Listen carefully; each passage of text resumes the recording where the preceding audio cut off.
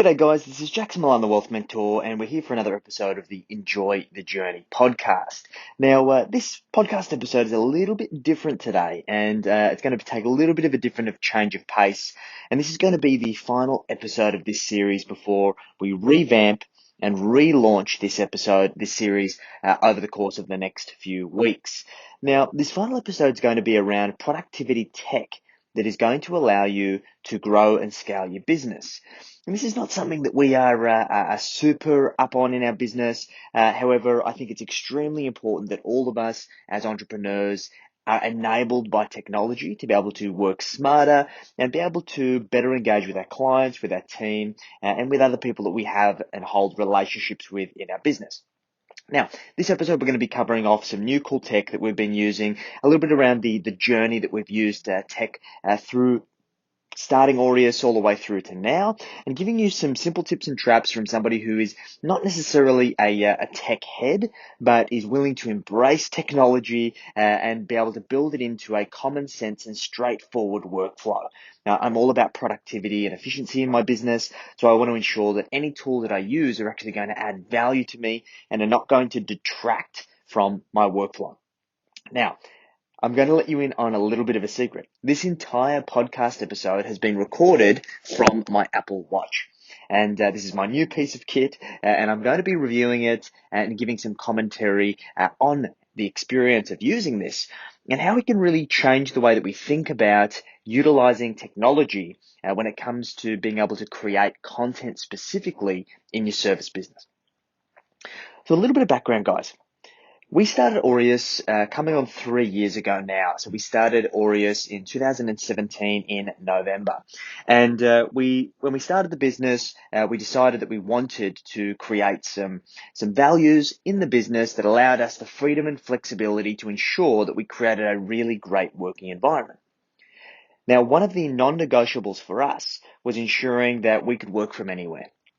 At the time, obviously, we had absolutely no idea of COVID-19. We wanted to make sure that we could have team members located anywhere around the world. And as long as they had an internet connection, that they could have the ability to engage actively in our business and not have to worry about being stuck in an office, feeling trapped and unable to perform their job at their peak. We wanted to promote a really great work-life balance. And the cornerstone of that was making sure that we were 100% cloud-based in our business, that we had technology that could be set up and used anywhere, that we had complete access to all of our client information, all of our team information at all times, 24 hours a day. So we decided that we were going to go to Google G Suite. We used IT Genius, who are absolutely phenomenal. Now, if you don't know Peter Moriarty and Scott Gallatley, reach out to those guys. Now, if you have any questions around moving to the cloud, migrating from Microsoft to G Suite, they are absolutely phenomenal. I've had Scott on the podcast a couple of times. He is a great resource when it comes to tech stack in business. In addition to going to G Suite, we decided to use 100% Microsoft Surface Pros for all of our team. At the top spec models, you're probably talking about 4,000 a machine, so the costs can add up quite quickly. We decided in the first instance to go for some of the cheaper machines, and that was a terrible mistake. They didn't have the processing power, they were laggy, they didn't deal with multitasking very well, and we did have a number of instances of team members, namely my business partner Sam, who was technologically inept. He went through Surface Pros like it was going out of fashion. Now, I personally had a really good experience. I've probably gone through, this is now my third Surface Pro in 3 years. So in retrospect, it is an extremely expensive device when you consider the cost and the amount of times you're turning it over. And guys, like we're advisors, we're coaches. It's not like we're going on site and doing anything crazy. This was just general office day-to-day use of multitasking, accessing stuff from Google G Suite, all of those kinds of just typical sedentary-based tasks. And in hindsight, I don't think it was the greatest move. I personally really like the Surface Pro, but in retrospect, I really think that they're not a great machine because of our experience in terms of reliability. So in addition to that, we decided to make sure that we could have everybody being able to use the Surface Pro using cloud-based technology. And essentially, we decided to not use a landline phone. Everything was done from our mobile phones, and we used a virtual receptionist service called Office HQ, which has been absolutely phenomenal. We have a 1300 number. All of our calls that through to the 1300 number get routed through there. Our entire team is set up with Office HQ, so the virtual receptionist knows exactly who to put the calls through to, and they answer the phone. Hey, this is so-and-so from Aureus Financial. How can I help you? It's a really great experience. It probably costs us maybe at the moment with the volume of calls we get between $100 and $150 a month. And for obviously the cost savings of reception and having VoIP phone systems and all of these other crazy hardware, it was an absolute no-brainer. Now, our technological journey has been relatively straightforward. The other things that we struggled with, the things that, aside from the basics that we've gone through, was audio and video equipment. We are really big on content, and I believe that all small business owners, all people in any business, should be focusing on the production of content. If you can lead with value and help your audience understand what it is that you know, your area of expertise, share value with them, understand their pains, understand what they're trying to achieve, and be able to help them on their journey by leading with value, you are going to attract the right clientele over time. We had a terrible time getting started with our production of content. We really had no idea what we were getting ourselves into. We bought some really cheap podcast equipment. I remember our first online course that we created. The audio was absolutely terrible. We bought video equipment. We bought basically everything under the sun that we possibly could, and we made some very costly mistakes. Now, some simple tips for you guys is that if you're going to do video, the simplest and most effective and consistent way to do it is on your smartphone. Smartphones these days have far better cameras for the money than most other cameras that you can get under $1,000, $1,500. The reality is you've already got a phone anyway, and as long as it's got a good megapixels and it records in HD, then you're going to be fine. That's literally all you need. The hardest thing for us to learn was the audio. I had absolutely no idea what we were getting ourselves into. I remember a number of events that we recorded that we put a lot of time and effort into. We thought we had all the equipment right. We thought we tested it, and it was absolute nightmare material. We would spend an entire day recording, and we'd listen back to the audio, and it would be echoey. There'd be all of this reverb. It was an absolute nightmare, and we spent thousands on this equipment. We bought mixing decks, and we bought dynamic condenser microphones, and we bought filters and this and that. It was an absolute mess. I must say, the turning point for us was when we discovered a really simple lavalier microphone that was called a Rode SmartLav Plus that basically plugs into your smartphone. It is wired and it's connected, and it gives the most consistent and great quality sound that you could possibly think of. And it's about $100. It was absolutely phenomenal. For the amount of money that we spent, it was by far one of the best pieces of equipment that we could buy. And that really took our content to the next level. Because here's the thing, people can endure watching a video that is maybe not so great, maybe is a little bit shaky, and lighting isn't perfect, but people cannot deal with bad audio. If you've got bad audio, you are going to lose them immediately. So if you've got audio that you can hear interference, like the buzzing sound in the recording, if there's echoing, if it's hard to hear, if it's too loud, if there's clipping, all of these things are going to drastically impact the quality of your content, and in turn, it's going to make your content unconsumable. So really, really important tip, guys. Now, in terms of phones, everyone in the office seems to have a different phone.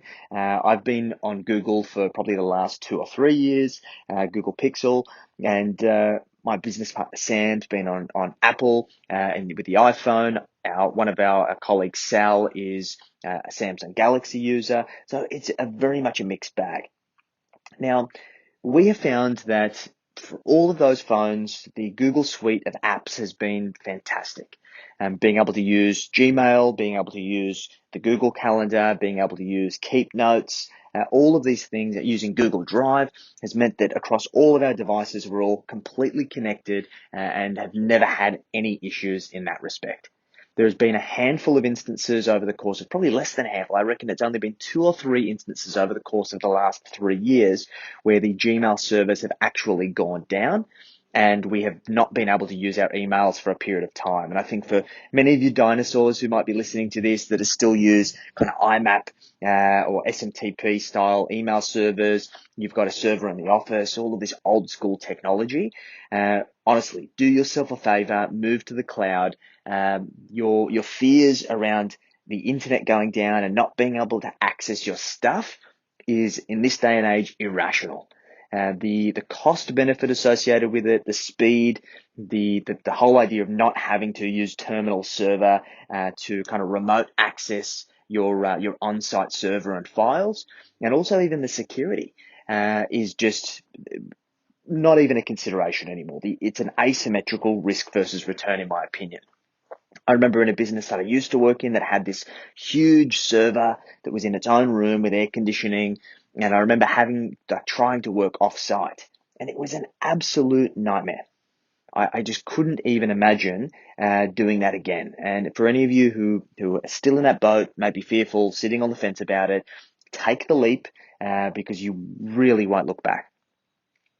Now, the next thing that we've done in terms of using technology to enable productivity has been trying to transition away from typical emails into chat. We use Google Chat. It is not my favorite. I'm considering the move to Slack at the moment, but it has saved us a huge amount in terms of productivity and ensuring that we can maintain communication with a team now of 23 across 3 continents. We have a huge amount of work and productivity that we need to manage to ensure that everyone's doing what they're supposed to do and our clients are happy. So Google Chat has been a fantastic platform that's allowed us to communicate, to keep in touch, to celebrate wins, to navigate challenges. And most importantly for me as the CEO, now that we have 7 trading businesses, we have a lot of stuff that we're working on. And for myself, I was drowning in emails. About 12 months ago, I really was drowning in emails. I was spending probably about 3 hours a day on my emails, which is just hugely interrupting of my workflow because I just found myself just constantly putting out low value fires. And I decided I had to do something different. So I decided to outsource my emails to my executive assistant, Kim, who is phenomenal. And I thought it was going to take about a month to dial it in. It took less than a week for her to get it nailed and for me to reduce my time in my inbox from 3 hours a day to less than 30 minutes. We've now got it to a point where I spend about 5 minutes a day looking at any emails that I need to, and most of those emails are actually dealt with via chat with Kim, where I'll send her a voice message or I'll send her some sort of message that will basically instruct her of exactly what needs to be done in order to complete the task at hand. It has been liberating. It's been a game changer for our business. I can basically connect the correlation between when I got out of my emails and won back that time to the growth that we've achieved over the last 12 months. I believe that has been one of the main contributing factors over that period of time of the growth that we've achieved. So if you're a founder, if you're a business owner, if you're spending more than let's call it an hour a day. Even at that point, if you're spending more than that amount of time in your emails, you need to look at an opportunity to outsource it, because I guarantee it is costing you tens of thousands, if not hundreds of thousands of dollars a year in lost opportunity. And for the cost of hiring an executive assistant in the Philippines, that's going to cost you around $2,000, $2,500 a month for somebody who's really good, it is an absolute no-brainer in my opinion. Now, let's talk about how we manage our systems and technology. I think that there's many businesses out there that take on too much tech for the sake of taking on tech, and it really doesn't add any value. I've seen businesses that have huge amounts of technology, and honestly, majority of it is not even being used to its fullest potential. We've tried to build our entire tech stack around what allows us to get the maximum value out of the Google universe.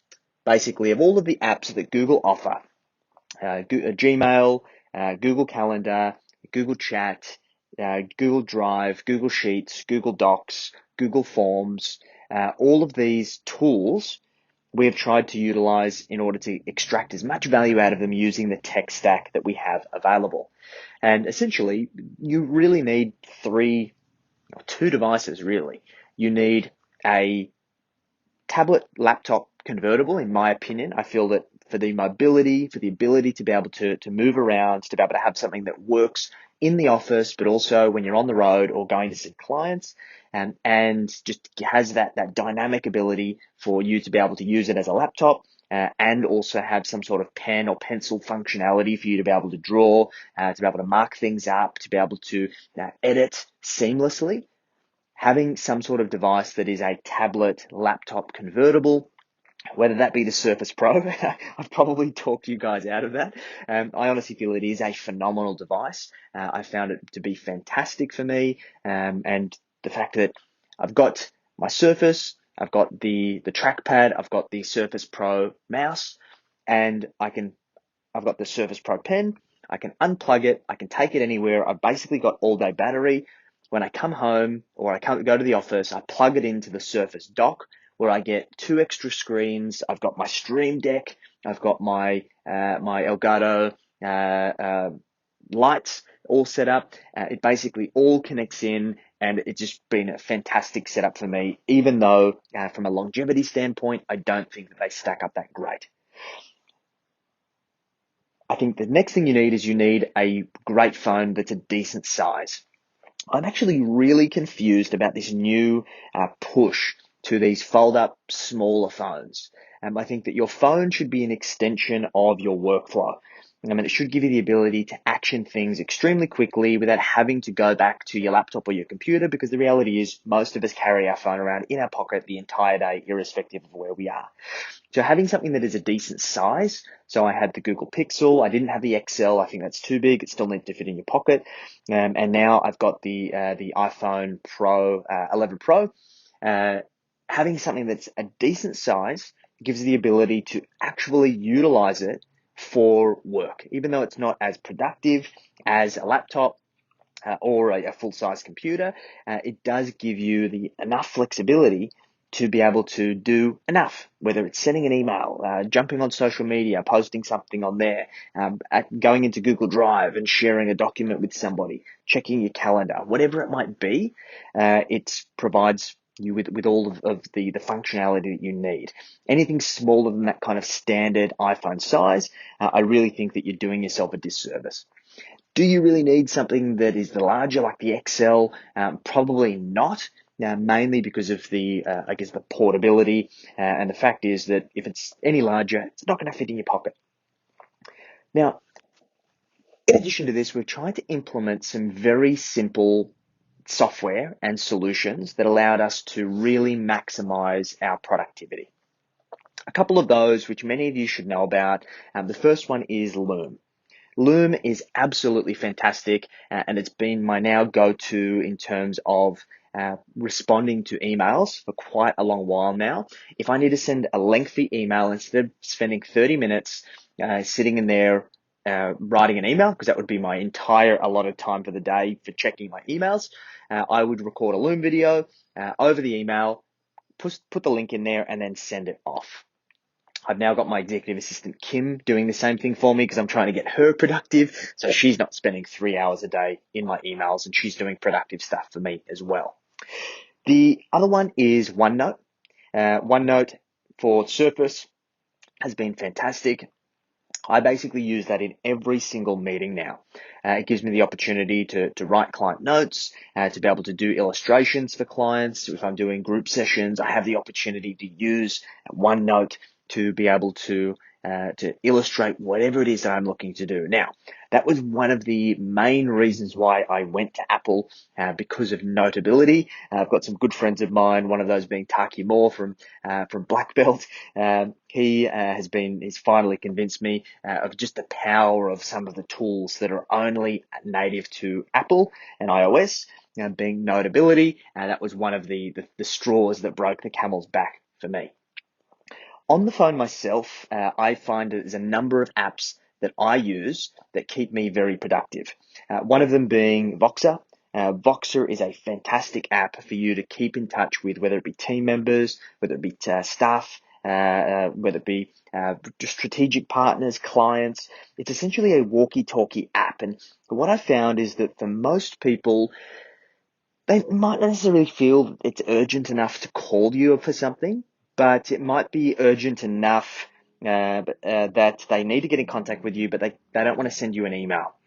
So I found that Voxer is a phenomenal intermediary that has enabled more communication with key people in my life and my business, and highly, highly recommended. In addition to this, we use Acuity for for calendar management. Acuity is similar to a Calendly. I personally prefer it, given the additional features that it has available, but it has been a phenomenal tool to allow us to manage diary, to be able to schedule appointments without having to constantly go backwards and forwards, to be able to include questionnaires in appointments that have been scheduled. All of these things have been really game changing to the way that we manage our time as a team, and we also manage our productivity. So this has been fantastic to essentially be able to send links to clients, to referral partners, to team members, and allow them to find times that are suitable for both of you to be able to engage and catch up and discuss whatever needs to be discussed. The other, which this is crazy to me, that there's still people out there that aren't using these kinds of tools. But if you aren't using this tool, you definitely need to get on it. LastPass. If you don't have a password management tool in your business, then you are crazy. It doesn't make sense to me. I remember I caught up with a guy the other day, and he was trying to log into one of his accounts. And he's like, oh, I can't remember the password. I'm like, oh, don't you use LastPass or something? And he goes, well, what's LastPass? Absolutely blew his mind when I explained to him what it was. But LastPass, particularly LastPass Teams, allows you to create shared team folders where you can share all of the passwords that you need with your team, and essentially stop having either a spreadsheet which is just not secure, to be able to share that information, or having to just rely on memory and have everyone have their own different accounts, and ultimately not have the ability to share that information across the team. Really just doesn't make sense to me. So these are some of the simple productivity tools that I use. Now, I keep things very, very simple, guys. I don't like to overcomplicate it. I don't like to use any other fancy tools. I'm sure there is a million out there, and I'd love it if some of you are listening to this, if there are any productivity tools, whether it be apps for iOS, Android, any other tools that you're using in your workflow that make you super productive and have been a game changer for you, love to know about them. Feel free to get in touch with me on Facebook, flick me a message, and I'd love to have a conversation about that so we can share that with the community. Now, I want to talk a little bit more around my transition at the recently, actually yesterday, to recording this podcast from Android, and I will be transitioning away from Microsoft to Apple. So I have I used to have an Apple phone probably about 5 or 6 years ago, and for one reason or another, I got frustrated with it and I decided to move to Android. My first Android experience was fantastic. I was very happy with it. I went from Galaxy because the voice the voice assistant Bixby was terrible, and I decided to move to Google.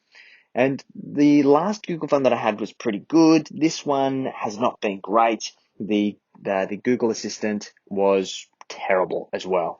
And somebody who's very busy running multiple companies, having the ability to be productive without having to have my hands on a device, having to search or Google search or whatever, was extremely important to me. The straw that broke the camel's back a couple of weeks ago was that I tried to use my Surface Pro to edit some very basic footage that I'd recorded on my phone and that I tried to upload to my Surface Pro. The cabled connection wouldn't work. Said it was unable to transfer, unable to find the files. I then had to proceed to upload the file to G Drive, which took forever, mind you. I then had to access G Drive from my Surface Pro and download the files again. And then I had to try and use a tool called Camtasia to edit those videos. And the Surface could barely render the raw files. And it was nothing extreme in any way, shape, or form. There was no animation. There was nothing crazy about what I was doing. And it was frustrating. And I'm going to read you out the specs. I've got a Intel Core i7 8650, 1.9 gigahertz, and 16 gigabytes of RAM. So it should be able to handle some basic video editing, but it was terrible.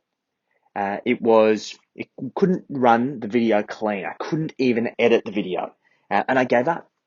I gave up. It just couldn't handle it. Even with putting it into high performance mode, closing down all of the other apps, it could not handle it.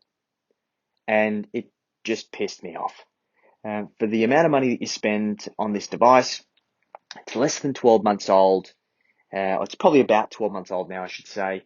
The incompatibility with my Google phone, I'd had enough. And I decided to go out and start having a look around and playing and doing some research online, going to the phone store, having a bit of a play around, a bit of a hands-on. At the time, I only had the intention to look to get a new phone, and I was pondering getting the iPad Pro.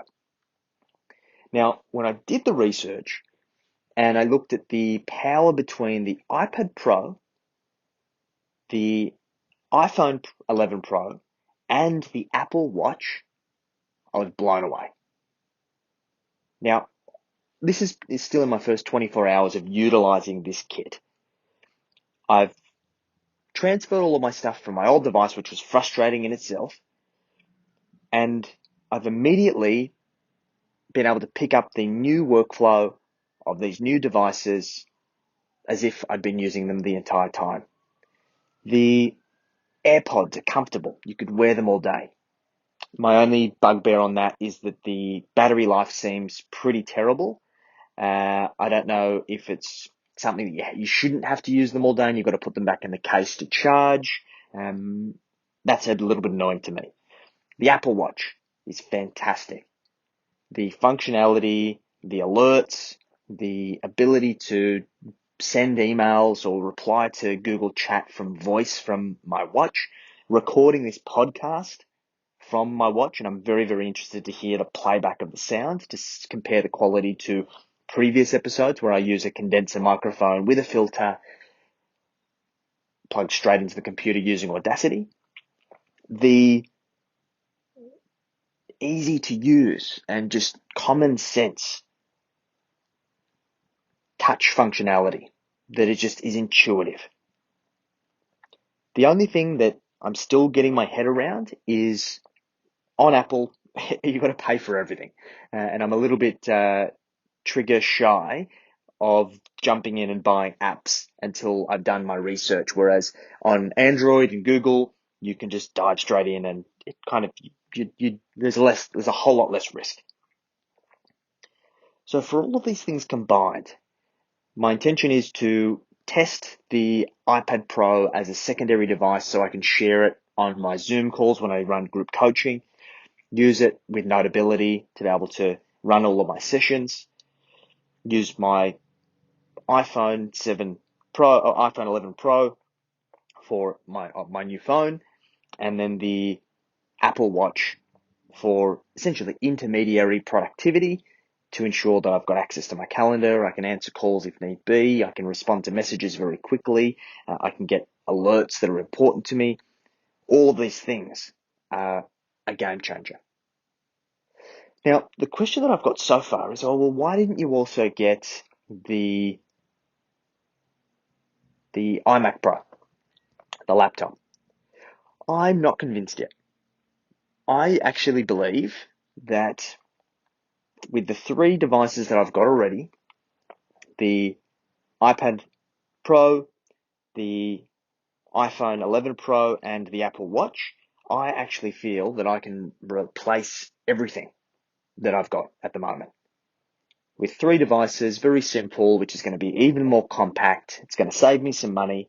And I believe that I'm going to be as efficient, if not even more efficient, particularly leading into the trip that we're doing next year around Australia for a year in a Toyota Troop carrier that's going to be branded Aureus, the lifestyle business tourer. And we're going to travel around Australia for a year, running the business, documenting the journey, helping people in rural communities, spreading the good word of how do you grow and scale service businesses, irrespective of where you are in the world. And I want to rely on these three devices and continue to document the journey around how I can achieve growth in my own business, help my team thrive, help my clients thrive, and be able to do all of this from anywhere in the world enabled by technology, which is super, super exciting. So this is my first review of all this stuff. If this is something that's of interest to you guys, if you want a kind of layperson talking about tech and the experience and how I use this in my business to be able to keep my team engaged, to be able to interact with our clients, to be able to grow and scale, then feel free to let me know. I'd love to get your feedback. So in summary, make sure that when you're looking to design your tech stack, you don't go about chasing shiny objects.